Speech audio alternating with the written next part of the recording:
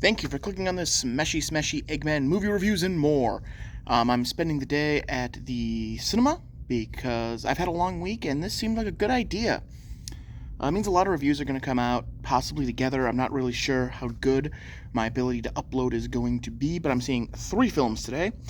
This is the first. This is the review of the first. I'm sitting in the theater for the second because I've still got time, and I got enough time before other people walk in that I can do this review of See How They Run.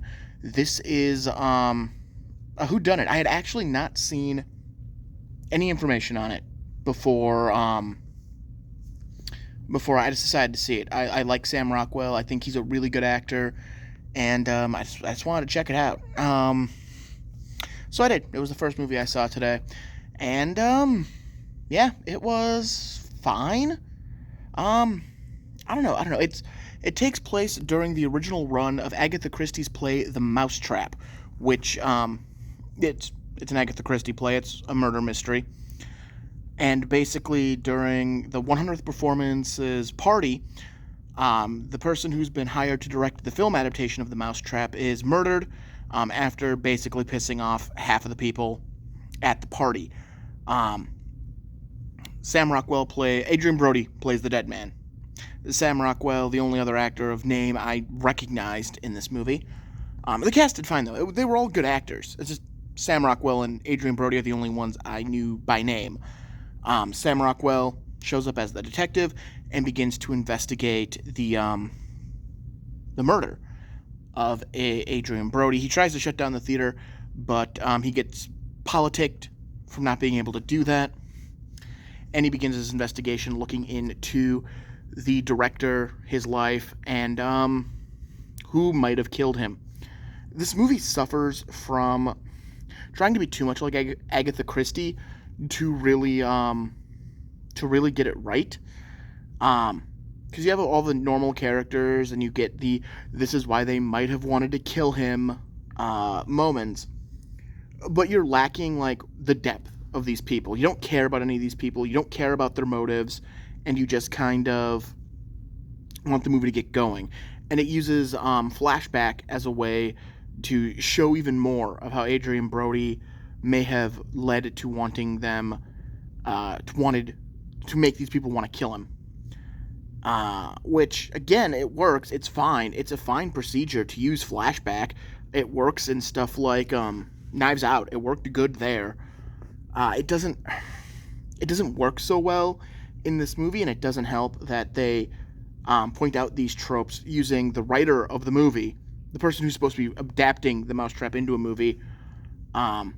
They use him to kind of point out these things. Oh, we'll tell it in flashback, and they tell something in flashback, and then we'll cut to 3 weeks later, and then it cuts to 3 weeks later in the flashback. And then it's Adrian Brody, the director, going over how he views The Mousetrap should end, how this film version of The Mousetrap should end, which immediately I went, well, this is how the movie's going to end, because why else? Why else would you do that? Why else would you have... He had storyboards. He was using storyboards. So I'm sitting there going, all right, well, now I know. I don't know who the killer is, but I know how this is going to end. And the movie presses on. It really wants to say Agatha Christie's name, but not show Agatha Christie. Like, she's not at the party. You don't... For some reason, the climax of this film... I'm not even there yet. I still have to cover. Eventually, there's a mislead that maybe the detective killed Adrian Brody. This is a really, really dumb mislead because you see it coming a mile away. Like, it's just there and it's coming at you, and then it finally happens, and it's resolved so quickly that it was just a waste of time. You wasted 20 minutes of this movie making your detective a suspect, which you shouldn't have done. You had other characters who were suspects who you haven't developed beyond giving them a name and a reason for wanting to kill Adrian Brody. So yeah, we finally get to the end, which takes place at Agatha Christie's house, where 6 of these suspects, well, 1, 2, 3 3 suspects and their significant others or mother are brought in to be at a party at Agatha Christie's house. Agatha Christie didn't invite them. You see her washing dishes, and then she shows up at the end of the movie, but she's really not part of this movie. And the murderer shows up. It's the reveal. It's, the Scooby-Doo red herring. It's a character who you saw at the beginning of the movie and is kind of sprinkled throughout, but was never given any reason to want to kill. Adrian Brody was never given a good explanation. Like they say the mousetrap is based on a true story or inspired by a true story. They dropped that a couple of times, but unless you know what the plot of the mousetrap is, which I didn't. I own a copy of the play, but I've never sat down and read it. You have no idea what this true story is or what could even be the inspiration behind it, because even the bits they show of the play isn't that. They're not showing you what is going on. So it's somebody that's their story. The Mousetrap is their story. They worked at the theater. They've had to watch it so many times. They're trying to kill the play, kill the movie. And so that's what they were trying to do. Oh, there's another body, too. The writer eventually gets knocked off, but who cares? It's unimportant. It really is. It's never brought up. It is never referenced, other than when he's going through his why he did it. It is never referenced again, though. It's in his why he did it, but from the time the writer dies until then, it's acted like it didn't even happen. Yeah, overall, it wasn't a bad movie. It was an enjoyable murder mystery, and of course, the ending plays out like the storyboard ending that Adrian Brody shows, with like one little twist, but it's barely anything.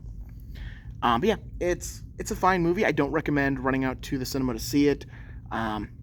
It was perfectly enjoyable, but again, it wasn't the best murder mystery I've seen in theaters.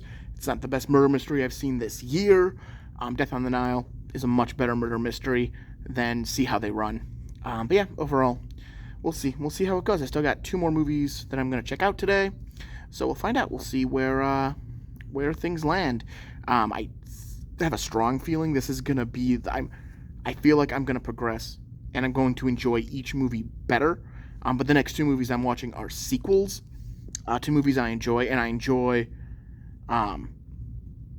The last one I'm seeing is one of my favorite, like what it's a sequel to. I love the 2 movies preceding it, and the other one, I enjoyed the original. So we'll see, but I think I was curious. I checked it out. It's fine. If you're just looking, like if you're on a streaming service, when it hits a streaming service, you go, oh, see how they run. That's perfectly fine to go see it that way. Theaters, probably not necessary. All right, Smashy Smashy Eggman, movie reviews and more. Like, comment, subscribe, all that stuff.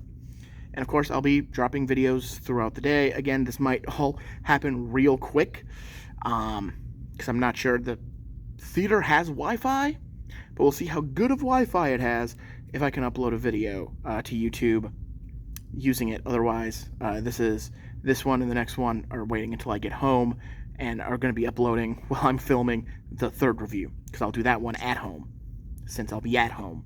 I didn't want to do them all in one review. I thought that would get long, and either it'd get really long or I'd be very not detailed. So here I am. I'm doing them individually. All right. I will talk to you later. Have a good one.